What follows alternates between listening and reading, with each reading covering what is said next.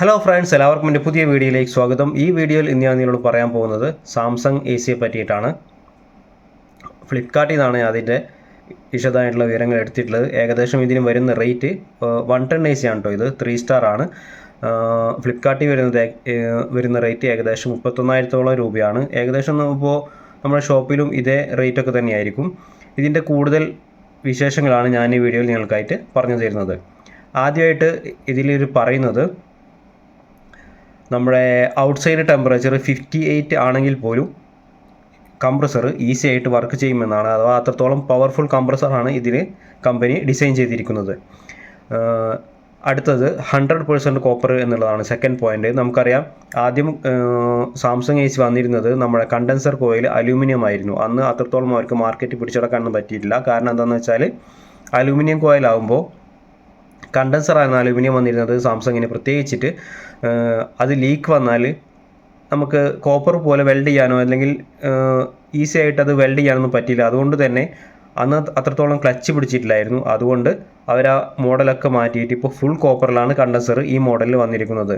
അപ്പോൾ അത് മാറ്റിയിട്ട് കുറച്ച് കാലങ്ങളായി ഞാനീ പറയുന്ന മോഡൽ വന്നിരിക്കുന്നത് ഫുൾ കോപ്പറിലാണ്. അതുകൊണ്ട് തന്നെ പിന്നെ അതിൻ്റെ ഇൻഡോർ കോയിൽ നമ്മളെ കോട്ടിങ്ങോട് കൂടിയിട്ടാണ് കോപ്പർ വന്നത്. കോട്ടിങ്ങോട് കൂടിയിട്ട് കോപ്പർ വരിക എന്ന് വെച്ചാൽ അത്രത്തോളം ഈട് നിൽക്കും. സാധാരണ കോപ്പറിനെക്കാട്ടി കുറച്ചുകൂടെ കാരണം ഈട് നിൽക്കും. അതുകൊണ്ട് തന്നെ ഈ മോഡൽ അത്യാവശ്യം നല്ലതുമാണ്. കാരണം അത്യാവശ്യം ബെസ്റ്റ് കോപ്പറാണ് ഇതിനായിട്ട് യൂസ് ചെയ്തിരിക്കുന്നത്. പിന്നെ അടുത്ത് വരുന്നത് ഓട്ടോ ക്ലീൻ ആണ്. ഓട്ടോ ക്ലീൻ എന്ന് പറയുന്നത് എല്ലാ മോഡലിനും എല്ലാ ബ്രാൻഡിനും സാധാരണയായിട്ട് വരാറില്ല. സെൽഫ് ക്ലീൻ എന്ന് വരാറുണ്ട്. അതേപോലെ ഓട്ടോ ക്ലീൻ രണ്ടും ഒന്ന് തന്നെയാണ്. ഓട്ടോ ക്ലീൻ എന്ന് പറയുന്നത് AC തന്നെ ഓട്ടോമാറ്റിക്കായിട്ട് നമ്മൾ സർവീസ് ചെയ്യുക. അതെന്ന് വെച്ചാൽ നമ്മൾ ഈ ഓട്ടോ ക്ലീൻ ഇട്ട് കൊടുത്താലോ കുറച്ച് സമയം നമ്മുടെ ഇൻഡോർ വർക്കാവും. എന്നിട്ട് അതിന് ശേഷം അത്യാവശ്യം ഐസ് ഫോം ആവും. അപ്പോൾ നമുക്കറിയില്ലേ, ഐസ് ഫോം ആകുമ്പോൾ പിന്നെ അത് ഫാൻ മാത്രമാവും വർക്ക് ചെയ്യുക. അപ്പോൾ ഈ മുകളിലുള്ള ചെളിയൊക്കെ ഓട്ടോമാറ്റിക്കായിട്ട് അതിങ്ങനെ അടർന്ന് വീണ പോലെ ആവും. അല്ലാതെ നമ്മൾ സാധാരണ വാട്ടർ സർവീസിൻ്റെ അത്രത്തോളം ഉണ്ടാവില്ല. എന്നാലും നമ്മൾ സാധാ ഫിൽറ്റർ ക്ലീൻ ചെയ്യുന്നതിനെക്കാട്ടും ഒന്നുകൂടി ബെറ്റർ ആയിരിക്കും ഈ ഓട്ടോ ക്ലീനിൽ ഇടുമ്പോൾ. നിങ്ങളുടെ AC ഓട്ടോ ക്ലീൻ ഉണ്ടോ എന്ന് കൂടി നോക്കുക. നമ്മുടെ റിമോട്ടിലുണ്ടെങ്കിൽ നമുക്ക് ആ ഫംഗ്ഷൻ അവൈലബിൾ ആവുന്നതാണ്. ഏത് ബ്രാൻഡാണെങ്കിലും ഇത് ഉണ്ടാവാറുണ്ട്. ചില ബ്രാൻഡുകൾക്ക് ചില മോഡൽസിന് ഇത് കൊടുക്കാറില്ല. ഓട്ടോ ക്ലീൻ എന്നാണ് ഇതിന് റിമോട്ടിൽ നമ്മളെ സ്വിച്ചിൽ കൊടുക്കാറ്. ഓട്ടോ ക്ലീൻ അല്ലെങ്കിൽ സെൽഫ് ക്ലീൻ, ഇതിലേതെങ്കിലും ഒരു ബട്ടൺ ഉണ്ടോ എന്ന് കൂടി നമ്മളൊന്ന് നോക്കുക. പിന്നെ അടുത്ത് വരുന്നത് 5 സ്റ്റെപ്പ് കൺവെർട്ടബിൾ കൂളിംഗ് ആണ്. ഇതാണ് ഇതിൻ്റെ ഏറ്റവും വലിയ പ്രത്യേകത. കാരണം ഇതിൽ വരുന്നത് 5 സ്റ്റെപ്പ് നമുക്ക് തന്നെ ഇതിൽ സെറ്റ് ചെയ്യാൻ കഴിയും. കാരണം ഇപ്പോൾ നമ്മൾ റൂമിൽ ഒരാളുള്ളൂ എന്നുണ്ടെങ്കിൽ ഇതിൽ 40% ഇട്ടാൽ, കാരണം അത്രത്തോളം ഇപ്പോൾ ഉദാഹരണത്തിന് ഒരു ക്രൗഡായിട്ടുള്ള ആളുകളാണ് എന്നുണ്ടെങ്കിൽ പെട്ടെന്ന് നമുക്ക് തണുപ്പ് വേണമെന്നുവെച്ചെങ്കിൽ ഇതിൽ നമ്മൾ ആ സ്റ്റേജ് മാറ്റാൻ പറ്റും. ഇതേപോലെ തന്നെ LGയിലുണ്ട് 5-in-1 കൺവെർട്ടബിൾ AC എന്ന് പറഞ്ഞിട്ടാണ് LG അങ്ങനെ ഇറക്കുന്നത്. ഇത് 5 സ്റ്റെപ്പ് കൺവെർട്ടബിൾ AC എന്ന് രണ്ടും സെയിം തന്നെയാണ്. പക്ഷേ ഇതിൻ്റെ ഗുണം എന്ന് വെച്ചാൽ ഇപ്പോൾ നമ്മൾ ഒരാളുള്ളൂ എന്ന് വെച്ചാൽ അത്രത്തോളം എനർജി നമുക്ക് സേവ് ചെയ്യാൻ വേണ്ടിയിട്ട് 40% ഇട്ടാൽ മതിയായിരിക്കും. അപ്പോൾ കംപ്രസർ എന്ന് വെച്ചാൽ അത്യാവശ്യം സ്ലോയിലാവും വർക്ക് ചെയ്യുക. പിന്നെ അതേപോലെ തന്നെ അത്രത്തോളം നമുക്ക് എനർജി സേവ് ആവുകയും കഴിയും. നേരെ മറിച്ചിട്ട് കുറച്ചും കൂടി ആൾക്കാരുണ്ട് എന്നാണ്, അഥവാ ഒരു 3-4 ആൾക്കാരൊക്കെ ഉണ്ട് എന്നുണ്ടെങ്കിൽ 60% നമുക്കിത് ആക്റ്റീവ് ചെയ്യാം. അപ്പോൾ ഞാനീ പറഞ്ഞ പോലെ കുറച്ചും കൂടി സ്പീഡ് കൂടിയിട്ട്, ഈ കംപ്രസർ സ്പീഡ് കൂടുമ്പോൾ എന്താണെന്ന് വെച്ചാൽ അതിനനുസരിച്ച് കറണ്ട് ചിലവാകും. അതുകൊണ്ടാണ് ഇങ്ങനെ ഒരു ഫെസിലിറ്റി നമുക്ക് കമ്പനി തരുന്നത്. അടുത്തത് 80% ആണ്. 80% ഒന്നുകൂടെ ആളുകൾ ഒരു 5-6 ആൾക്ക് ഉണ്ടെങ്കിൽ നമുക്ക് 80% യൂസ് ചെയ്യാം. അതെല്ലാം അത്യാവശ്യം ആൾക്കാരുണ്ട് എന്നുണ്ടെങ്കിൽ 100%. അതെന്ന് വെച്ചാൽ കംപ്രസർ ഒരു മാക്സിമം സ്പീഡിലായിരിക്കും വർക്ക് ആവുക.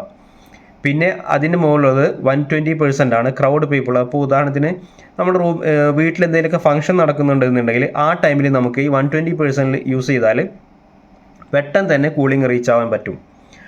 അപ്പോൾ ഇത് എല്ലാ മോഡൽസിനും ഉണ്ട്, അഥവാ LGയിലും ഇതൊക്കെ വരുന്നുണ്ട്. ഇതിന് കൺവെർട്ടബിൾ AC എന്നാണ് പറയാറ്. സാധാരണ നോർമൽ ഇൻവെർട്ടർ ACയിൽ ഇങ്ങനെ ഒരു ഫെസിലിറ്റി ഇല്ല കേട്ടോ. അതുകൂടി നമ്മൾ ശ്രദ്ധിക്കേണ്ടതുണ്ട്. കൺവെർട്ടബിൾ ACയിൽ മാത്രമേ ഇങ്ങനത്തെ ഒരു ഫെസിലിറ്റി ഉള്ളൂ. പിന്നെ വരുന്നത് അടുത്തത് ടൂർബോ കൂളിംഗ് ആണ്. അതും ചില മോഡൽസിനൊക്കെ വരുന്നുണ്ട്, ചില ബ്രാൻഡ്സിന് വരുന്നുണ്ട്. ടൂർബോ കൂളിംഗ് എന്ന് വെച്ചാൽ നമ്മളിപ്പോൾ പെട്ടെന്ന് എന്താ പറയുക, പുറത്തൊക്കെ പോയിട്ട് വരുമ്പോൾ നമുക്കറിയാം നമ്മൾ നല്ല ക്ഷീണിച്ചിട്ടായിരിക്കും വയ്ക്കുക. അപ്പോൾ സാധാരണ നമ്മൾ AC ഇടുമ്പോൾ ചിലപ്പോൾ അത് ലോ സ്പീഡിലായിരിക്കും അല്ലെങ്കിൽ മീഡിയത്തിലൊക്കെ ഇട്ടിട്ട് അത് ആ കംപ്രസർ സ്ലോയിലായിട്ട് ഫസ്റ്റ് വർക്കാവുക.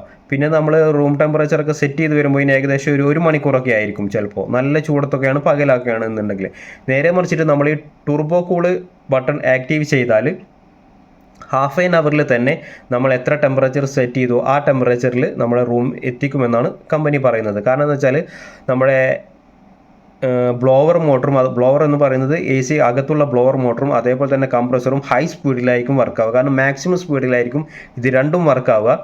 അപ്പോൾ നമ്മൾ പ്രത്യേകം ഒരു കാര്യം കൂടി ശ്രദ്ധിക്കണം. അത്യാവശ്യ ഘട്ടത്തിൽ മാത്രം നമ്മൾ ഈ ടർബോ കൂൾ അല്ലെങ്കിൽ ടർബോ ആക്റ്റീവ് എന്ന് പറയുന്നത് ഓൺ ആക്കുക. കാരണം എന്ന് വെച്ചാൽ അത്രത്തോളം ഫുൾ പവറിൽ കംപ്രസർ വർക്കാവുമ്പോൾ നമ്മൾക്ക് അത്രത്തോളം എനർജിയും കൂടി ചിലവാകും. അതുകൂടി നമ്മൾ ശ്രദ്ധിക്കുക. അത്യാവശ്യ ഘട്ടത്തിൽ മാത്രം നമ്മളിത് ആക്റ്റീവ് ചെയ്യാം. പിന്നെ അടുത്തത് ഇവർ പറയുന്നത് കൂൾ കവറേജ് 110 സ്ക്വയർ ഫീറ്റ് ആണ്. അഥവാ 110 സ്ക്വയർ ഫീറ്റ് വരെ ഇത് ഉപയോഗിക്കാം എന്നാണ്. കുഴപ്പമില്ലാത്തൊരു കവറേജ് തന്നെയാണിത്. കാരണം 1 ടൺ AC ഏകദേശം നമ്മൾ പറയാറ് സാധാരണ ഞാനും റെക്കമെൻഡ് ചെയ്യാറ് 100 സ്ക്വയർ ഫീറ്റാണ്. കാരണം 100 സ്ക്വയർ ഫീറ്റിന് മുകളിലാണെങ്കിൽ നമ്മൾ 1.5 ടൺ എടുക്കുന്നതായിരിക്കും ഏറ്റവും ബെറ്റർ. പക്ഷേ ഇവരിത് പറയുന്നത് 110 സ്ക്വയർ ഫീറ്റ് വരെ ഇത് കവറേജ് ഉണ്ടാവുന്നതാണ്. പിന്നെ അടുത്ത് വരുന്നത് ഇതിൻ്റെ കറണ്ടാണ്. കറണ്ട് വരുന്നത് 5.1 ആംപിയർ ആണ്.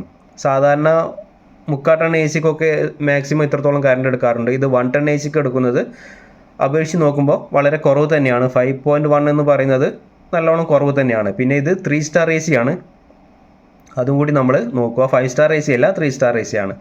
പിന്നെ വരുന്നത് അടുത്തത് ഏറ്റവും വലിയ ഗുണമുള്ള കാര്യം എന്ന് വെച്ചാൽ ടിൻ മഫ്ലർ എന്ന് പറഞ്ഞിട്ട് കംപ്രസറിന് കൊടുത്തിട്ടുണ്ട്. ടിൻ മഫ്ലർ എന്ന് പറയുമ്പോൾ നമ്മുടെ കംപ്രസറിന്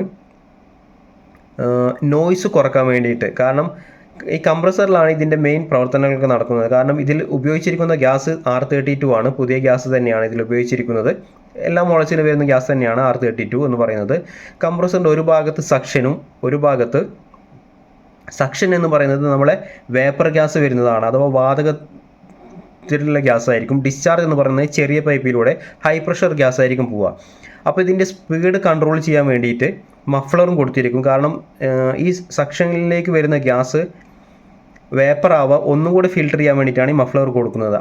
ഇതിൽ കൊടുത്തിരിക്കുന്നത് ടിൻ മഫ്ലറാണ്. അഥവാ 2 എണ്ണം കൊടുത്തിട്ടുണ്ടെന്നാണ്. അപ്പോൾ അത്രത്തോളം കംപ്രസറിലേക്ക് പ്യുവർ ഗ്യാസ് ആയിട്ടായിരിക്കും വരിക. അതേപോലെ തന്നെ കംപ്രസർ എത്ര അധികം വർക്ക് ചെയ്താലും നോയ്സ് ഉണ്ടാവില്ല എന്നാണ് കമ്പനി അവകാശപ്പെടുന്നത്. കാരണം നമുക്കറിയില്ല, ഈ പ്രത്യേകിച്ച് നമ്മൾ ബെഡ്റൂമിലൊക്കെയാണ് AC വെക്കുന്നതെന്നുണ്ടെങ്കിൽ അതിൻ്റെ അടുത്ത് വെക്കുമ്പോൾ ചില ബ്രാൻഡ് കംപ്രസർ നമുക്കറിയാം ഔട്ട്ഡോർ വർക്ക് ചെയ്യുമ്പോൾ ഭയങ്കര നോയ്സ് ആയിട്ട് ചിലപ്പോൾ നമുക്ക് ഈ ജനൽ അടച്ചാൽ പോലും ചിലപ്പോൾ അതിൻ്റെ സൗണ്ട് പുറത്ത് കേൾക്കാറുണ്ട് ചില ബ്രാൻഡ്സിന്. ഇത് അത്രത്തോളം ഇല്ല എന്നാണ് കമ്പനി അവകാശപ്പെടുന്നത്. നോയ്സ് വളരെ കുറവാണെന്നാണ് കംപ്രസറിന്. അതുകൊണ്ട് തന്നെ ഇത് നല്ലൊരു മോഡൽ ആണ്. അപ്പോൾ നിങ്ങൾക്ക് ഇഷ്ടപ്പെട്ടു എന്നുണ്ടെങ്കിൽ നിങ്ങൾക്ക് ഈ മോഡൽ വാങ്ങാവുന്നതാണ്. കാരണം അപേക്ഷിച്ച് നോക്കുമ്പോൾ എല്ലാം കൊണ്ടും നല്ല മോഡൽ തന്നെയാണ്. നമുക്കിത് സാംസങ് ബ്രാൻഡാണ്. പിന്നെ 10 വർഷം വാറണ്ടി കംപ്രസറിന് കൊടുക്കുന്നുണ്ട്. ഫുൾ വാറണ്ടി കൊടുക്കുന്നത് ഇവർ 5 വർഷമാണ്. കണ്ടൻസറിനടക്കം 5 വർഷമാണ് വാറണ്ടി കൊടുക്കുന്നത്. കംപ്രസറിന് എല്ലാ കമ്പനികളും ഇപ്പോൾ നോർമലായിട്ട് 10 വർഷം തന്നെയാണ്.